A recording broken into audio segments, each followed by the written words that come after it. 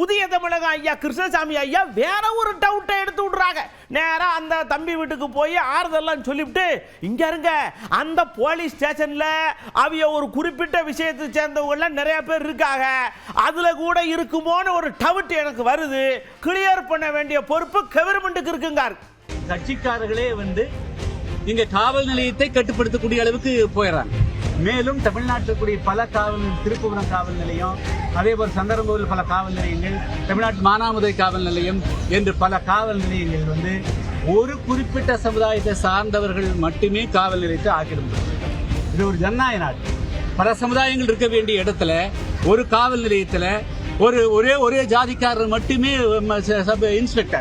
Sub inspector, head constable, writer எல்லா கான்ஸ்டபிளும் இருந்தால் ஆட்டோமேட்டிக்கா தாங்கள் வைத்ததுதான் சட்டம். அப்படித்தான் திருப்புவனம் காவல் நிலையத்தில் யாரும் சாதாரணமான ஏழை எளிய மக்கள் சாதாரண வழக்கு என்று சொன்னாலும் கூட எல்லாரும் இங்க சாதி ரீதியாக இங்க அப்படித்தான் இங்க இருக்கக்கூடிய அவர் என்ன சமுதாயம் உங்களுக்கு தெரியும், நாடார் சமுதாயத்தை சார்ந்தவர்.